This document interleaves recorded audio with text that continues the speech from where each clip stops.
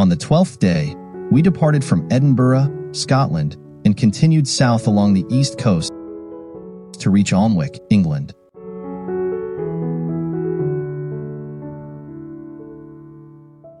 Alnwick is located about 150 kilometers southeast of Edinburgh and is renowned as one of the most beautiful and livable towns in Northumberland County and one of the most beautiful in England. The town is famous for its narrow gates, built in the Middle Ages, which are among the best preserved ancient gates in Britain. Vehicles entering and exiting the town need to pass through them alternately.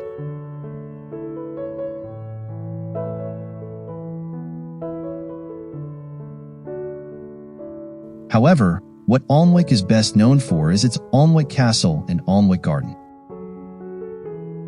Although Alnwick Castle and the garden are not far apart, tickets need to be purchased separately. First, we visited Alnwick Garden, a modern garden with subtle traditional features, exuding the romantic atmosphere of an English estate. As we strolled through the garden, we saw colorful flowers, carefully trimmed greenery, and vast green lawns, reflecting the owner's pursuit of beauty.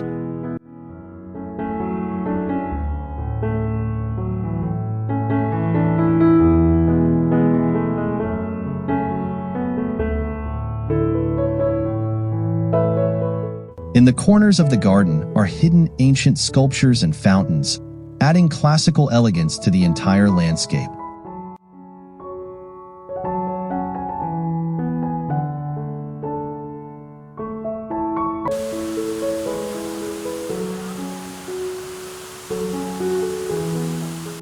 If you have time, the dancing springs, rocking chairs in the cherry orchard, maze in the bamboo garden, and stories in the poison garden will make you linger.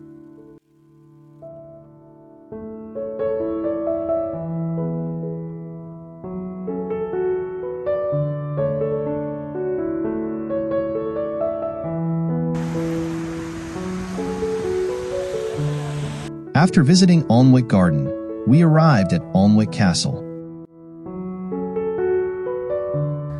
Alnwick Castle, also known as the Castle of Magic Stones, is the second largest inhabited castle in England, second only to Windsor Castle, and is hailed as the Windsor Castle of the North.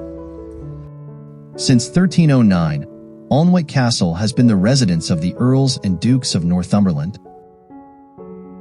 Through multiple reconstructions, restorations, and decorations, what we see today is a magnificent castle.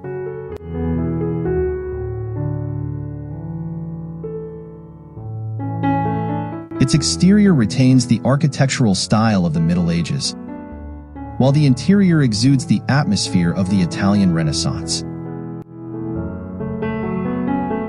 As the owners still reside here, all objects are kept quite exquisite, boasting one of the finest private art collections in Britain. However, photography is prohibited inside the castle.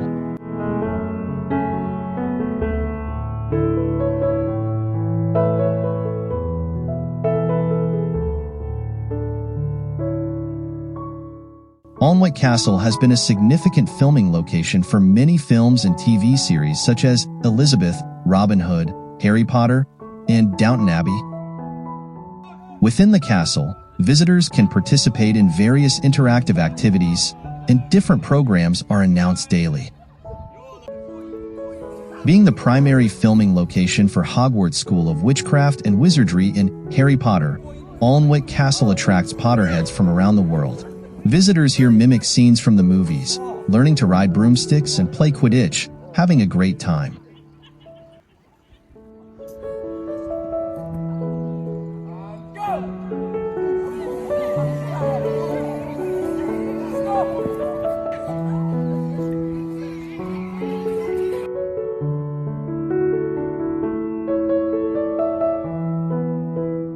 After enjoying lunch in Alnwick town, we headed to York. Along the way, we made a detour to visit the Angel of the North sculpture. The Angel of the North is a contemporary sculpture created by Anthony Gormley, located in Gateshead, Tyne and Wear, England. Completed in 1998, The sculpture stands at a height of 20 meters with a wingspan of 54 meters, even wider than a Boeing 757 aircraft. Hailed as the world's largest angel sculpture, the Angel of the North attracts approximately 33 million visitors annually. In the afternoon, we arrived at the historic city of York in England. York's history can be traced back to AD 71, originating from the Roman era.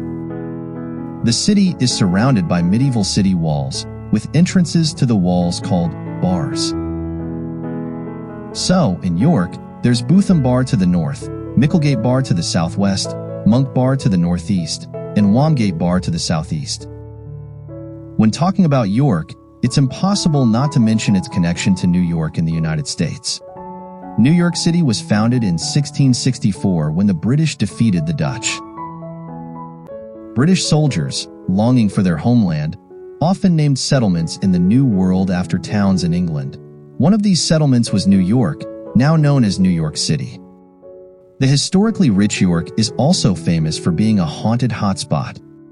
The locals have even capitalized on this by designing many ghost tours that take you to explore old buildings where some peculiar stories have taken place.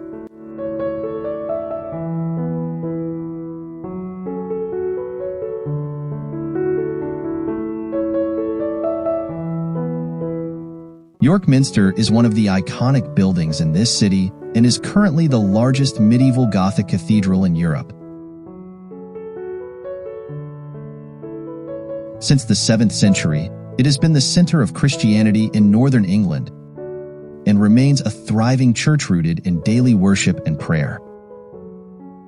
York Minster was built for the glory of God, and every aspect of its ancient architecture tells the story of Jesus Christ. This sacred place attracts people from all over the world. Near York Minster, there is an ancient commercial street called Stonegate, paved with cobblestones. Along the street are many well-preserved medieval buildings and distinctive small shops, showcasing the lifestyle of ancient people from the 10th century.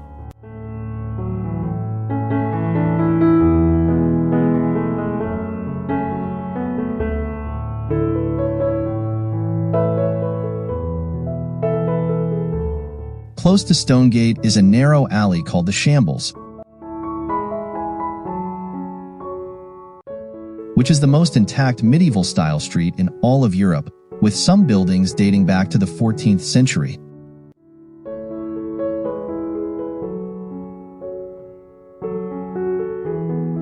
The street is narrow, with many timber-framed buildings, and it used to be a place for butchers to slaughter and process animals. It is said that in 1885, there were 31 butcher shops along the street, but now there are only a few left. However, this street became famous because of Harry Potter, as the famous Diagon Alley was filmed here in the Shambles.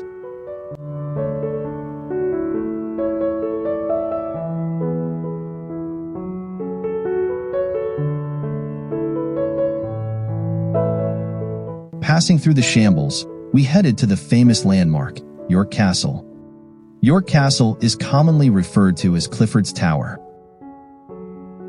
York Castle is a defensive fortification complex in York, England, and Clifford's Tower is the only surviving building after wars and fires.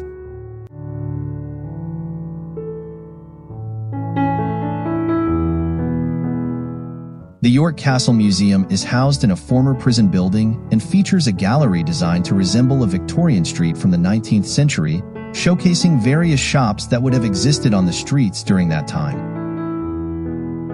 After touring York City, we checked into the Clarion Hotel in Ellen for the night, concluding our itinerary for the 12th day. On the morning of the 13th day, we arrived at Cambridge, England. Cambridge is located in the county of Cambridgeshire in eastern England, about 80 kilometers from London. It is the oldest university city in the United Kingdom. The most famous landmark of this city is the University of Cambridge, founded in 1209, which has long been among the top universities in the world. We participated in a punting tour on the River Cam here. The River Cam is the main river in Cambridge, and punting is a special experience where young university students navigate small boats, guiding us through the beautiful buildings and history of various colleges along the banks.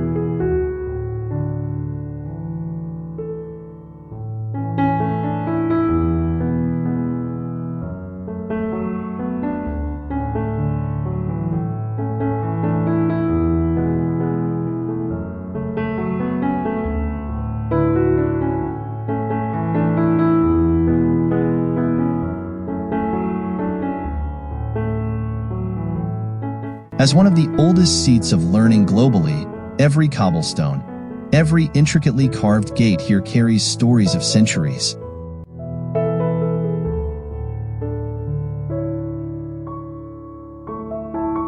The architecture here bears the marks of time, yet exudes a modern flair, offering changing scenes at every turn. Whether it's the romantic imagery of the Cam in poetry, or the cultural richness of this ancient town, it all captivates. After touring the University of Cambridge, we headed to London.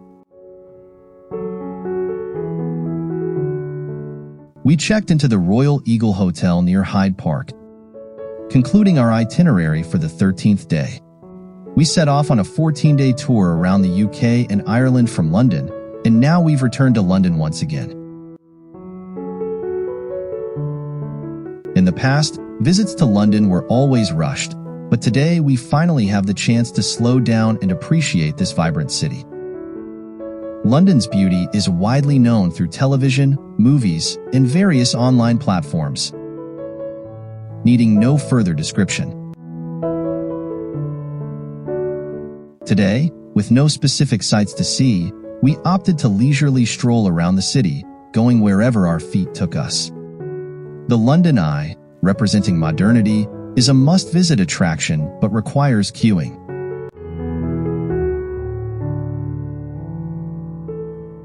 After waiting for several hours, we finally boarded the London Eye Ferris wheel. As one of the tallest observation wheels in the UK, it offers breathtaking views of London's skyline along the Thames River, including landmarks like the Parliament House, Big Ben, Buckingham Palace, St. Paul's Cathedral, Tower Bridge, the Shard, Tate Modern, and every bridge spanning the Thames. The feeling of seeing the city from above is truly unique.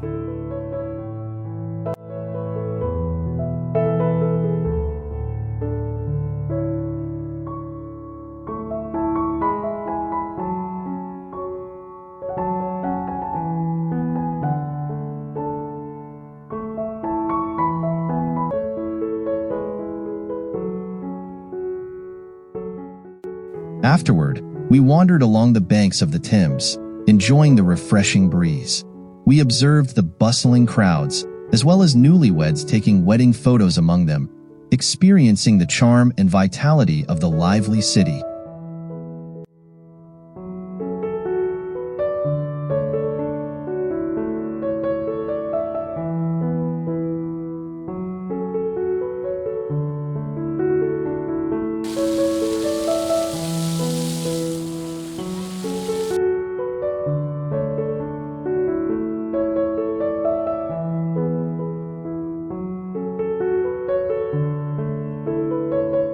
Later, we strolled to London's Chinatown and indulged in a sumptuous Chinese meal.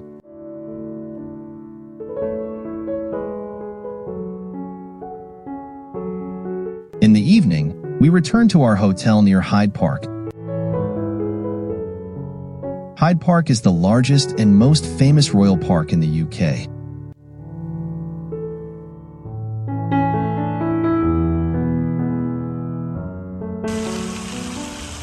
As the dusk settled in, people strolled with their children and dogs, chatted, or read books, basking in the glow of the setting sun. The park exuded a typical European atmosphere of relaxation and contentment. Our 14-day tour around the UK and Ireland has come to an end, and we're packing our bags to head back home.